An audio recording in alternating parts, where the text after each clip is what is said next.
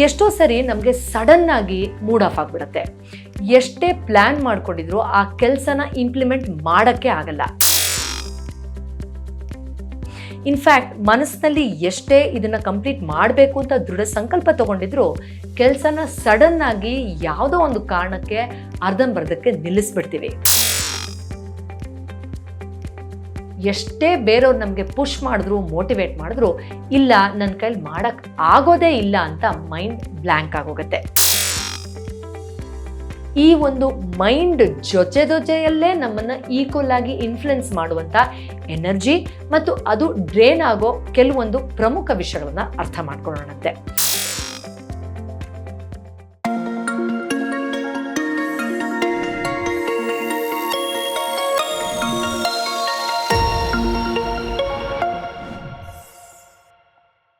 ನಮಸ್ಕಾರ ವೀಕ್ಷಕರೇ, ನಾನು Purvi Jayaraj, doctor of alternative medicine ಮತ್ತು ಡ್ರಗ್ಲೆಸ್ ಥೆರಪಿಸ್ಟ್.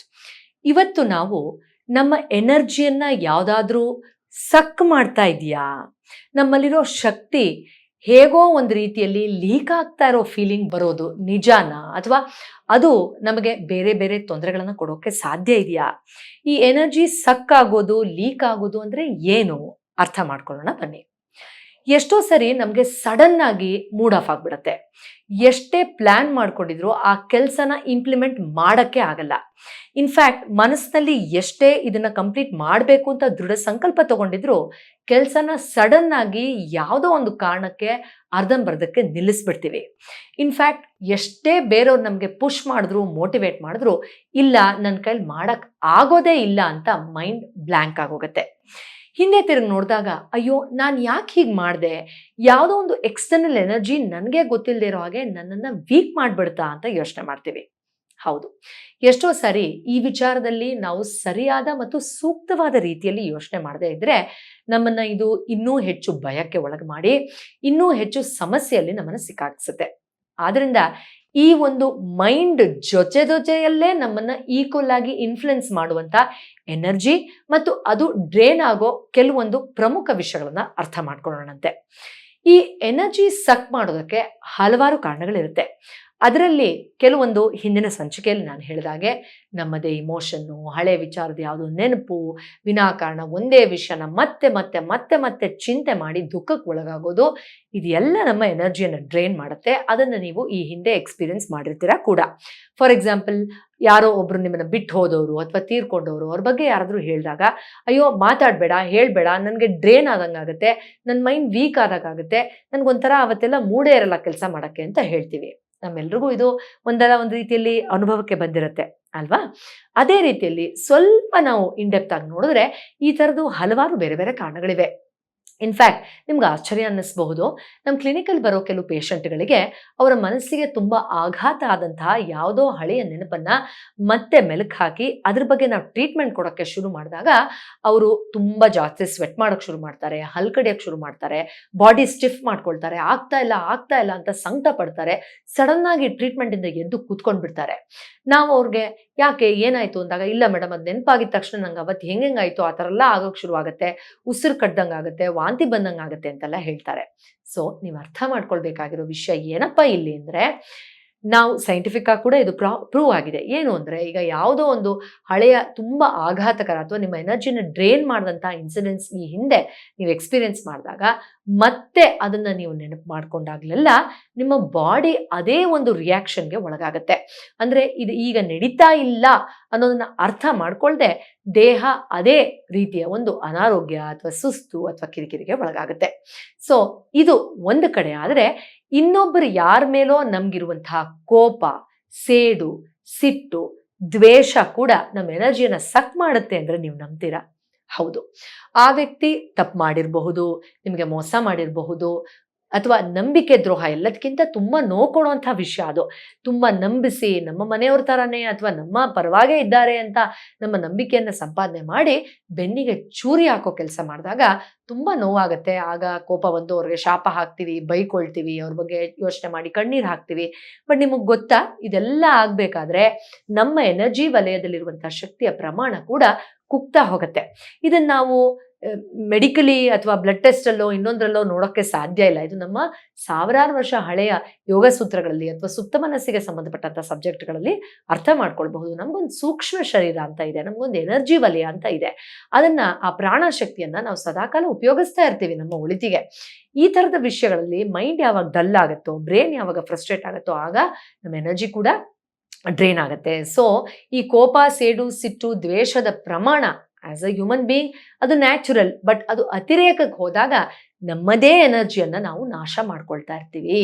ಆದ್ರಿಂದ ಈ ಒಂದು ಭಾಗದ ವಿಚಾರದ ಬಗ್ಗೆ ಕೂಡ ನಾವು ತುಂಬಾ ಇಂಪಾರ್ಟೆಂಟ್ ಆಗಿ ಆಲೋಚನೆ ಮಾಡಬೇಕು. ಇನ್ನು ಇದ್ರ ಬಗ್ಗೆ ಇನ್ನೂ ಡೀಟೇಲ್ ಆಗಿ ಬರುವ ಸಂಚಿಕೆಯಲ್ಲಿ ಮಾತಾಡೋಣ. ಯಾವ್ದಪ್ಪ ಅಂದ್ರೆ, ಎದುರುಗಡೆ ಇರೋ ವ್ಯಕ್ತಿ ನಮ್ಮ ಎನರ್ಜಿಯನ್ನ ಡ್ರೈನ್ ಮಾಡೋದು, ಸಕ್ ಮಾಡೋದು, ಅಂದ್ರೆ ಸುಮ್ನೆ ಜಗಳಕ್ಕೆ ನಮ್ಮನ್ನ ಇಂಟಿಮಿಡೇಟ್ ಮಾಡೋದು. ಅಂದ್ರೆ ಕಾಲ್ ಕೆರ್ಕೊಂಡು ಜಗಳಕ್ಕೆ ಬರ್ತಾರೆ ಅಂತ ಹೇಳ್ತಾರಲ್ಲ, ಸುಮ್ನೆ ಚಿಕ್ಕ ಚಿಕ್ಕ ವಿಷಯಕ್ಕೂ ನೀನ್ ಹಂಗ್ ಮಾಡ್ಲಿಲ್ಲ ಹಿಂಗ್ ಮಾಡ್ಲಿಲ್ಲ ಅಂತ ರೇಗೋದು, ಕೂತ್ರು ತಪ್ಪು ನಿಂತು ತಪ್ಪು ಅಂತ ಜೋರಾಗಿ ಕಿರ್ಚಾಡೋದು. ಒಟ್ನಲ್ಲಿ ಮನೇಲಿರೋರೆಲ್ಲ ಅವ್ರ ಕಡೆಗೆ ಅಟೆನ್ಷನ್ ಕೊಡ್ತಾ ಇರಬೇಕು. ಹಾಗೆ ಏನಾದ್ರೂ ಒಂದು ಕಿರಿಕಿರಿ ಅಥವಾ ಕಿತಾಪತಿ ಅಂತ ಹೇಳ್ತೀವಿ ನಾವು ಕನ್ನಡದಲ್ಲಿ, ಸುಮ್ನೆ ಬೇಕು ಅಂತ ಮಾಡೋದು, ಮಾಡಿ ಮಾಡಿ ನಮ್ಮ ಅಟೆನ್ಷನ್ನ ಅವರು ಅಟ್ರಾಕ್ಟ್ ಮಾಡ್ತಾ ಇರ್ತಾರೆ.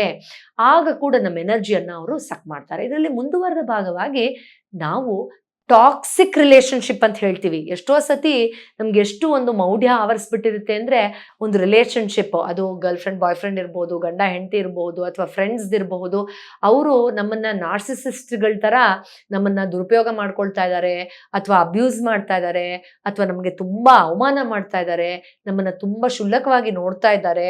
ಈ ತರ ಗೊತ್ತಿದ್ರೂ ಕೂಡ ಅವ್ರಿಗೆ ನಮ್ಮ ಮೈಂಡ್ ಅಟ್ಯಾಚ್ ಆಗಿರೋದ್ರಿಂದ ಅದು ವಿಷ ಅಂತ ಗೊತ್ತಿದ್ರು ಆ ಟಾಕ್ಸಿಕ್ ರಿಲೇಶನ್ಶಿಪ್ ಅಲ್ಲಿ ನಮ್ಮ ಎನರ್ಜಿಯನ್ನ ಡ್ರೈನ್ ಮಾಡ್ಕೊಳ್ತಾನೆ ಹೋಗ್ತೀವಿ, ಅಥವಾ ನಾವು ಸೈಕಲಾಜಿಕಲಿ ಕುಗ್ತಾನೆ ಹೋಗ್ತೀವಿ. ಆಗ ಕೂಡ ನಮ್ಮ ಎನರ್ಜಿ ಡ್ರೈನ್ ಆಗುತ್ತೆ. ಅಂದ್ರೆ ಅದು ಟಾಕ್ಸಿಕ್ ಹ್ಯಾಬಿಟ್ ಅಲ್ಲಿ ನಾವು ಚೆನ್ನಾಗಿ ಅರ್ಥ ಮಾಡ್ಕೊಳ್ಬಹುದು. ಅಂದ್ರೆ ಕುಡುಕರಿಗೆ ಕುಡಿಬೇಡ್ರಪ್ಪ ಕೆಟ್ಟದಾಗತ್ತೆ, ಅಥವಾ ಅದು ಏನೇನೋ ಆನ್ಲೈನ್ ಗೇಮ್ಗಳನ್ನ ಆಡಬೇಡಿ ನಿಮಗೆ ದುಡ್ಡು ಲಾಸ್ ಆಗತ್ತೆ, ಇದೆಲ್ಲ ಹೇಳಿದ್ರು ಇಲ್ಲ ಮಾಡಬೇಕು ಅಂತ ಮತ್ತೆ ಮೈಂಡ್ ಪ್ರಚೋದನೆ ಮಾಡ್ತಾರೆ. ಏನೋ ಪ್ಲೆಜರ್ ತಗೊಳಕ್ ಹೋಗ್ತಾರೆ. ಪ್ಲೆಜರ್ಗಿಂತ 100,000 ಪಟ್ಟು ದುಃಖವನ್ನ ಅವ್ರ ಮನೆಯವರು ಅನುಭವಿಸ್ತಾರೆ. ಸೊ ಇದು ಟಾಕ್ಸಿಕ್ ಅಂತ ಗೊತ್ತು ಮನಸ್ಸಿಗೆ, ಬಟ್ ಅದನ್ನ ಬಿಡಕ್ಕಾಗದೆ ಅವ್ರು ಒದ್ದಾಡ್ತಾರೆ. ಅದೇ ತರ ಯಾರೋ ಒಬ್ರು ಫ್ರೆಂಡು ಅವರು ನಿಮ್ಮನ್ನ ಮಾತಾಡ್ಸೋದು ನಿಲ್ಲಿಸ್ಬಿಡ್ತಾರೆ. ನೀವು ಮತ್ತೆ ಟೆಕ್ಸ್ಟ್ ಮಾಡೋದು, ಮತ್ತೆ 100 ಸತಿ ಫೋನ್ ಮಾಡೋದು, ಅವ್ರು ನೋಡದೇ ಇದ್ರೆ ನಂಗೆ ಆಗೋದೇ ಇಲ್ಲ ಅಂತ ಗಲಾಟೆ ಮಾಡೋದು, ಈ ತರ ಎಲ್ಲ ಮಾಡ್ತಾ ಇದ್ದಾಗ ಅವರು ನಿಮ್ಮ ಎನರ್ಜಿನ, ನೀವು ಅವ್ರ ಎನರ್ಜಿ ಮೇಲೆ ಡಿಪೆಂಡ್ ಆಗಿರ್ತೀರಾ. ಸೊ ಈ ತರ ನಮ್ಮ ಪೊಟೆನ್ಷಿಯಲ್ನ ಹಾಳು ಮಾಡ್ಕೊಂಡು ಮುಂದೊಂದು ದಿನ ಯಾವುದೋ ಒಂದು ಇಂಪಾರ್ಟೆಂಟ್ ಕೆಲಸನೋ, ಇಂಟರ್ವ್ಯೂನೋ, ಅಥವಾ ಲೈಫಲ್ಲಿ ಮುಂದೆ ಬರೋ ಯಾವುದೋ ಒಂದು ಡಿಸಿಷನ್ ಅಲ್ಲೋ ಯಾಕೋ ಸರಿ ಹೋಗ್ತಾ ಇಲ್ಲ, ಯಾವುದು ಕ್ಲಿಕ್ ಆಗ್ತಾ ಇಲ್ಲ, ಖುಷಿಯಾಗಿರಕ್ಕಾಗ್ತಾ ಇಲ್ಲ, ಈ ಕಾಯಿಲೆಗೆ ಎಷ್ಟು ಸತಿ ನಾನು ಟೆಸ್ಟ್ ಮಾಡಿಸ್ಕೊಂಡು ಅದಕ್ಕೆ ಬೇಕಾದ ಸೂಕ್ತವಾದ ಪರಿಹಾರ ತಗೊಂಡ್ರು ನನ್ನ ವಾಸಿನೇ ಆಗ್ತಾ ಇಲ್ಲ ಅಂತ ಸಫರ್ ಆಗ್ತಾ ಇರ್ತಾರೆ. ಆದ್ರೆ ಅದು ನಮ್ಗೆ ಎನ್ಹ್ಯಾನ್ಸ್ ಆಗಕ್ಕೆ, ಅಂದ್ರೆ ಮುಂದಕ್ಕೆ ಹೋಗಕ್ಕೆ ಬೇಕಾಗೋ ಪೊಟೆನ್ಷಿಯಲ್ಲೇ ಇಲ್ವಲ್ಲ. ಅಂದ್ರೆ ಒಂದು ದೊಡ್ಡ ಮಡಿಕೆ ತುಂಬಾ ನೀರು ತುಂಬಿ 4-5 ತೂತುಗಳನ್ನ ಈ ತರದ್ ಮಾಡ್ಬಿಟ್ಟು ನೀರು ತುಂಬ್ಕೋತಾ ಇಲ್ಲ, ನಾನು ತುಂಬಿಸ್ತಾನೆ ಇದ್ದೀನಿ ಅಂತ ನಮಗ್ ನಾವೇ ಪ್ರಶ್ನೆ ಮಾಡ್ಕೊಳ್ಳೋ ಒಂದು ಪೆದ್ದತನ ತರ ಆಗೋಗುತ್ತೆ. ಸೊ ಲೈಫಲ್ಲಿ ಎಲ್ಲವೂ ಎಲ್ಲದ್ರ ಜೊತೆ ಕನೆಕ್ಟೆಡ್ ಅನ್ನೋದನ್ನ ನಾವು ಮರಿಬಾರ್ದು ಯಾವತ್ತು.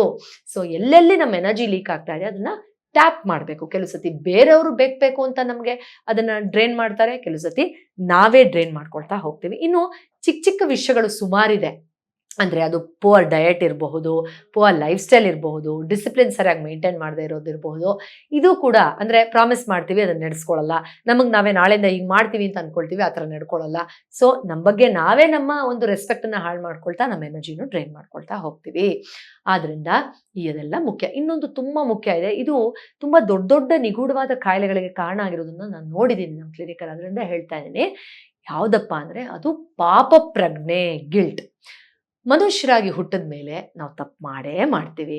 ಆ ತಪ್ಪಿಂದ ಕಲಿದೆ ಮತ್ತೆ ತಪ್ಪು ಮಾಡಿದ್ರೆ ಅದು ಖಂಡಿತ ಒಂದು ಪನಿಷಬಲ್ ಒಫೆನ್ಸ್ ಆಗತ್ತೆ. ಅದಕ್ಕೆ ನಮಗೆ ಕಾರ್ಮಿಕಲಿ ಆಗಲಿ, ಮತ್ತೊಂದಾಗ್ಲಿ, ಇನ್ನೊಂದಾಗ್ಲಿ ಪನಿಷ್ಮೆಂಟ್ ನಮ್ಮದೇ ಆದ ರೀತಿಯಲ್ಲಿ ನಾವು ಅನುಭವಿಸ್ತೀವಿ. ಆದರೆ ಯಾವುದೋ ನಾವು ಫಸ್ಟ್ ಟೈಮ್ ಗೊತ್ತಿಲ್ಲದೆ ಆ ಮೌಢ್ಯದಲ್ಲಿ ಅಥವಾ ಜ್ಞಾನ ಇಲ್ಲದೆ ಮಾಡಿರೋದಕ್ಕೆ ಅಯ್ಯೋ ನಾನು ಹಂಗೆ ಮಾಡಿಬಿಟ್ಟೆ, ಅಯ್ಯೋ ನನ್ನಿಂದ ಹೀಗಾಗೋಯ್ತು ಅಂತ ತುಂಬ ಕೊರಗಿ ತುಂಬಾ ದೊಡ್ಡ ಕಾಯಿಲೆಗಳಿಗೆ ಒಳಗಾಗ್ತಾರೆ. ಕೆಲವು ಸತಿ ನಾವು ಅದನ್ನು ಕೇಳಿದಾಗ ಇಷ್ಟು ಚಿಕ್ಕ ವಿಷಯಕ್ಕೆ ಇಷ್ಟೊಂದು ಕೊರಗ್ತಾ ಇದ್ದೀರಾ ಅಂತ ನಾವೇ ಹೇಳ್ತೀವಿ ಆಸ್ ಅ ಥೆರಪಿಸ್ಟ್. ಆದರೆ ಇಲ್ಲ, ನಾನು ಹಂಗೆ ಮಾಡಬಾರ್ದಾಗಿತ್ತು. ಫಾರ್ ಎಕ್ಸಾಂಪಲ್, ಚಿಕ್ಕ ವಯಸ್ಸಲ್ಲಿ ಇದ್ದಾಗ ನನ್ನ ಮಗನಿಗೆ ತುಂಬ ಹೊಡೆದು ಬಿಟ್ಟಿದ್ದೆ, ಈಗ ಅವನಿಗೆ ಸೈಕಲಾಜಿಕಲ್ ಪ್ರಾಬ್ಲಮ್ ಆಗಿದೆ ಟೀನೇಜಲ್ಲಿ, ಇವಾಗ ಹೋಗಿ ತೋರಿಸಿದ್ದಕ್ಕೆ ನೀವು ತುಂಬ ಅಬ್ಯೂಸ್ ಮಾಡಿದ್ದೀರಾ ಮಗುಗೆ, ಅದಕ್ಕೆ ನಂಗೆ ತುಂಬ ಗಿಲ್ಟ್ ಇದೆ. ಈಗ ಅಲ್ಲಿಂದ 20 ವರ್ಷ ಮುಂದಕ್ಕೆ ಬಂದ್ಬಿಟ್ರಿ. ಈಗ ನೀವು ಹೇಗಿರಬೇಕು, ಮುಂದೆ ನಿಮ್ಮ ಮಕ್ಕಳಿಗೆ ಅವ್ರ ಮಕ್ಕಳನ್ನ ಹೇಗೆ ನೋಡ್ಕೊಳ್ಬೇಕು ಅಂತ ಹೇಳ್ಕೊಡ್ಬಹುದು ಹೊರತು ವಾಪಸ್ಸಂತೂ ಹೋಗೋಕ್ಕಾಗಲ್ಲ. ಎಕ್ಸಾಂಪಲ್ ಹೇಳ್ತಾ ಇದ್ದೀನಿ. ಅಫ್ಕೋರ್ಸ್ ಪಾಠ ಕಲೀಲೇಬೇಕು, ಕಲ್ತಿರ್ತೀವಿ. ಆದರೆ ಗಿಲ್ಟನ್ನ ಇಟ್ಕೊಂಡು ಎಷ್ಟೋ ಸತಿ ನಮ್ಮ ಎನರ್ಜಿಯನ್ನ ನಾವು ಲೀಕ್ ಮಾಡ್ಕೊಳ್ತಾ ಇರ್ತೀವಿ. ಆಗೋಯ್ತದು.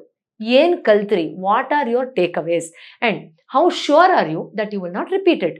ನೀವು ಮತ್ತೆ ಅದನ್ನ ಮರುಕಳಿಸಲ್ಲ ಅನ್ನೋಂಥ ನಂಬಿಕೆ ಎಷ್ಟಿದೆ, ಅದ್ರ ಮೇಲೆ ನಮ್ಮ ಜೀವನದ ಆ ನಿರ್ದಿಷ್ಟವಾದ ಅನುಭವದ ಒಳ ಅರ್ಥ ನಿಂತಿದೆ ಹೊರತು ಇದು ನಿಮಗೆ ಸಹಾಯ ಮಾಡಲ್ಲ. ಅದರಿಂದ ನಿಮ್ಮ ಎನರ್ಜಿಯನ್ನು ಡ್ರೈನ್ ಮಾಡೋ ಈ ಥರದ್ದು ಹಲವಾರು ವಿಷಯಗಳಿದೆ. ಓವರ್ ಥಿಂಕಿಂಗ್ ಇಂದ ಹಿಡ್ಕೊಂಡು ಈ ಥರ ಬೇರೆಯವ್ರ ಮೇಲೆ ತುಂಬ ಕೋಪವನ್ನು ಸಾಧಿಸೋದಿರಬಹುದು ಎಲ್ಲ.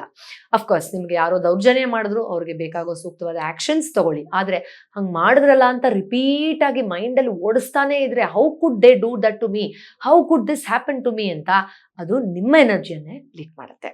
ಇನ್ನು ವೀಕ್ಷಕರೇ, ಇವತ್ತಿನ ಸಂಚಿಕೆಯಲ್ಲಿ ನಾನು ತುಂಬ ಇಂಪಾರ್ಟೆಂಟ್ ಒಂದು ಮೈಂಡ್ ಟ್ರಿಕ್ ಹೇಳ್ಕೊಡ್ತೀನಿ. ಇದನ್ನು ಪ್ರಾಕ್ಟೀಸ್ ಮಾಡ್ತಾ ನಿಮಗೆ ಗೊತ್ತಿಲ್ಲದೆ ನಿಮ್ಮ ಎನರ್ಜಿನ ಎಲ್ಲೆಲ್ಲಿ ಲೀಕ್ ಮಾಡ್ಕೊಳ್ತಾ ಇದ್ದೀರಾ ಅಂತ ನೀವು ನೋಡ್ಕೊಳ್ಬೋದು. ಎಷ್ಟೋ ಸತಿ ನಮಗೆ ಗೊತ್ತೇ ಇರಲ್ಲ, ಯಾಕಂದರೆ we feel we are all good. ನನ್ಗೇನು ಕಮ್ಮಿ ಇದೆ ಅಂತ. ನಾನು ಲಾಸ್ಟ್ ಟೈಮ್ ಹೇಳ್ತಾರೆ, ನಮ್ಮ ಈಗೋ ಬಿಡೋಲ್ಲ ನಮಗೆ ಇಂಟ್ರೋಸ್ಪೆಕ್ಷನ್ ಮಾಡೋಕ್ಕೆ. ಬಟ್ ನಮ್ಮ ಕಸ ಗಲೀಜನ್ನ ನಾವೇ ನೋಡ್ಕೊಳ್ಬೇಕು. ಅಟ್ಲೀಸ್ಟ್ ಬೇರೆಯವ್ರ ಮುಂದೆ ಹೇಳ್ಕೊಳ್ಳಿಲ್ಲ ಅಂದ್ರೂ let us be open and honest words doing N introspection about our flaws. ನಮ್ಮ ನ್ಯೂನತೆ ಬಗ್ಗೆ ಮುಕ್ತವಾಗಿ ನಾವು ಅಟ್ಲೀಸ್ಟ್ ನಮ್ಮ ಜೊತೆನೇ ಚರ್ಚೆ ಮಾಡ್ಕೊಳ್ಳೋಣ ಅಲ್ವಾ, ನಮಗೆ ಒಳ್ಳೇದಲ್ವಾ. ಎಸ್. ಸೊ ನಾವೇನು ಮಾಡಬಹುದು, ಆರಾಮಾಗಿರುವಂಥ ಒಂದು ಕಾಮ್ ಸ್ಟೇಟಲ್ಲಿ ಕೂತ್ಕೊಳ್ಳಿ, ಅಥವಾ ಧ್ಯಾನ ಮಾಡಿದ್ಮೇಲೆ ಇದನ್ನು ಮಾಡಿದ್ರೆ ಇನ್ನೂ ಒಳ್ಳೇದು. ಇಲ್ಲ ರಿಲ್ಯಾಕ್ಸ್ಡ್ ಆಗಿ ಕಣ್ಮುಚ್ಕೊಂಡು ಅಥವಾ ರಿಲ್ಯಾಕ್ಸ್ಡ್ ಆಗಿ ಕೂತ್ಕೊಂಡು ನೀವು ಒಂದು ಜಾಗದಲ್ಲಿ ನಿಂತಿದ್ದೀರಾ, ಅಥವಾ ನೀವು ಇಲ್ಲೇ ಕೂತಾಗೂ ಇಮ್ಯಾಜಿನ್ ಮಾಡ್ಕೋಬಹುದು, ಅಥವಾ ಒಂದು ಗಾರ್ಡನಲ್ಲೋ ಎಲ್ಲೋ ನಿಂತಿದ್ದೀರಾ ಮತ್ತು ನಿಮ್ಮಿಂದ ನಿಮ್ಮ ಎನರ್ಜಿ ಡ್ರೈನ್ ಮಾಡುವಂತ ಒಂದು ಇನ್ಸಿಡೆನ್ಸ್ ಅಥವಾ ಒಬ್ಬ ವ್ಯಕ್ತಿ ಎದುರುಗಡೆ ನಿಂತಿದ್ದಾರೆ ಅಂತ ಅನ್ಕೊಳ್ಳಿ. ಫಾರ್ ಎಕ್ಸಾಂಪಲ್, ಯಾರೋ ನಿಮ್ಮನ್ನ ಬ್ಲ್ಯಾಕ್ ಮೇಲ್ ಮಾಡ್ತಾ ಇದ್ದಾರೆ, ಆ ಭಯದಲ್ಲಿ ನಿಮ್ಮ ಎನರ್ಜಿ ಡ್ರೈನ್ ಆಗ್ತಾ ಇದೆ. ಎಕ್ಸಾಂಪಲ್ ಕೊಡ್ತಾ ಇದ್ದೀನಿ. ಈ ಥರ ನಾನು ಆವಾಗಲೇ ಹೇಳಿದ ಯಾವ ಉದಾಹರಣೆಗೆ ಬೇಕಾದ್ರೂ ನೀವು ಮಾಡ್ಕೋಬಹುದು. ಅಥವಾ ಯಾವುದೋ ಒಂದು ಹಳೆ ಇನ್ಸಿಡೆನ್ಸ್ ನಿಮ್ಮ ಎನರ್ಜಿನ ಡ್ರೈನ್ ಮಾಡ್ತಾ ಇದೆ ನೆನ್ಪು ಮಾಡಿಕೊಂಡು, ಸೊ ಅದಕ್ಕೊಂದು ಐಡೆಂಟಿಟಿ ಕೊಡಿ, ಒಂದು ಕಲರ್ ಕೊಡಿ, ಒಂದು ಪಿಕ್ಚರ್ ಕೊಡಿ, ಒಂದು ಮನುಷ್ಯನ ಥರ ನೋಡಿ, ಹೆಂಗಾದ್ರೂ ಪರವಾಗಿಲ್ಲ. ಮತ್ತು ನಿಮ್ಮ ಎನರ್ಜಿನ ಅದು ಸಕ್ ಮಾಡ್ತಿದೆ ಅಂದ್ರೆ ಏನರ್ಥ? ಫಾರ್ ಎಕ್ಸಾಂಪಲ್, ಈಗ ಒಂದು ಸ್ಟ್ರಾ ಇಂದ ನೀರು ಸಕ್ ಮಾಡ್ತಾರೆ, something there is one medium.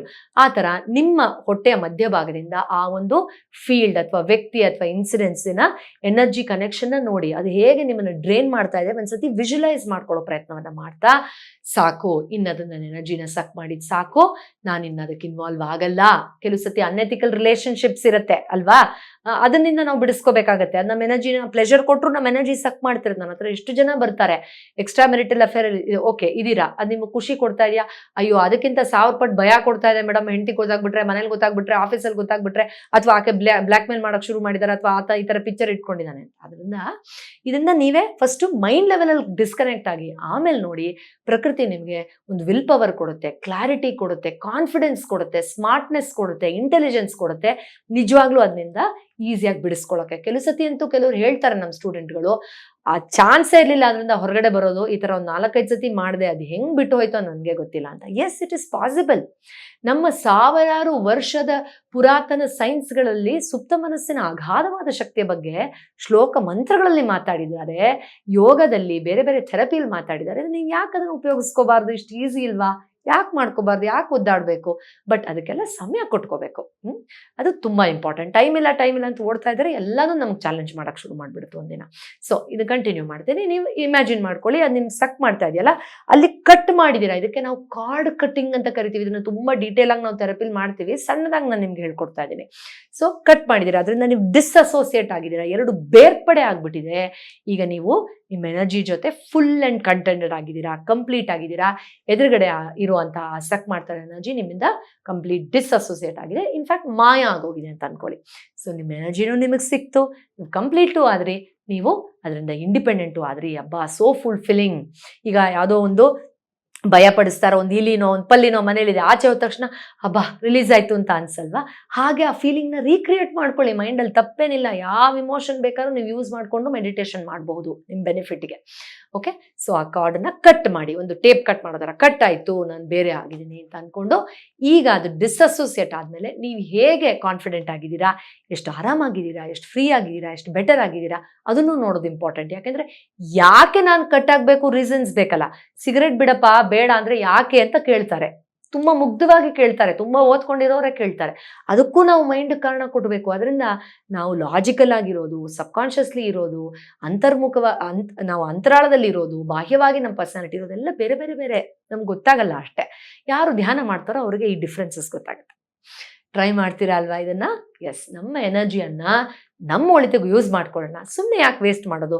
ಇದು ಪ್ರತಿದಿನ ಅಡುಗೆ ಮಾಡಿ ಅನ್ನ ವೇಸ್ಟ್ ಮಾಡೋ ಥರ. ಎಷ್ಟು ಬೇಜಾರಾಗತ್ತಲ್ವಾ ನಮಗೆ ಅನ್ನ ವೇಸ್ಟ್ ಮಾಡಿದ್ರೆ, ಅಯ್ಯೋ ಇಷ್ಟು ಕಷ್ಟಪಟ್ಟು ಅಡುಗೆ ಮಾಡಿದ್ರೆ, ರೈತರು ಇಷ್ಟು ಕಷ್ಟಪಟ್ಟು ಬೆಳೆದ್ರು ಅಂತ. ಅದೇ ಥರ ನಮ್ಮ ಎನರ್ಜಿ ನಾವು ಕ್ರಿಯೇಟ್ ಮಾಡ್ಕೊಳ್ಳೋಕ್ಕೂ ತುಂಬ ಕಷ್ಟಪಟ್ಟಿರ್ತೀವಿ. ಮತ್ತೆ ಯಾಕೆ ಬೇಡದೇ ಇರೋರು ಕೈ ಕೊಟ್ಟು ಅದನ್ನು ವೇಸ್ಟ್ ಮಾಡ್ಕೊಳ್ಳೋದಲ್ವಾ? ಒಳ್ಳೆದಕ್ಕೆ ಉಪಯೋಗಿಸ್ಕೊಳ್ಳೋಣ, ಏನಂತೀರಾ? ಮತ್ತೆ ಸಿಗ್ತೀನಿ ಇನ್ನೊಂದು ವಿಶೇಷವಾದ ಸಂಚಿಕೆ, ಇನ್ನೊಂದು ಔಷಧ ರಹಿತ ಚಿಕಿತ್ಸೆಯ ಸಲಹೆ ಜೊತೆ. ಎಲ್ರಿಗೂ ಒಳ್ಳೆಯದಾಗಲಿ. ನಮಸ್ಕಾರ. ಅನುಕ್ಷಣದ ಸುದ್ದಿಗಳಿಗಾಗಿ ವಿಸ್ತಾರ ನ್ಯೂಸ್ ಯೂಟ್ಯೂಬ್ ಚಾನೆಲ್ ಸಬ್ಸ್ಕ್ರೈಬ್ ಮಾಡಿ. ಹೊಸ ಸುದ್ದಿಗಳ ನೋಟಿಫಿಕೇಶನ್ಗಾಗಿ ಬೆಲ್ ಐಕಾನ್ ಕ್ಲಿಕ್ ಮಾಡಿ. ಲೇಟೆಸ್ಟ್ ಅಪ್ಡೇಟ್ಸ್ಗಾಗಿ www.vistaranews.com ವೆಬ್ಸೈಟ್ಗೆ ವಿಸಿಟ್ ಮಾಡಿ. ಅಂಗೈಯಲ್ಲೇ ಜಗತ್ತಿನ ಸುದ್ದಿ ತಿಳಿಯಲು ವಿಸ್ತಾರ ನ್ಯೂಸ್ ಕನ್ನಡ ಆಪ್ ಡೌನ್ಲೋಡ್ ಮಾಡಿ.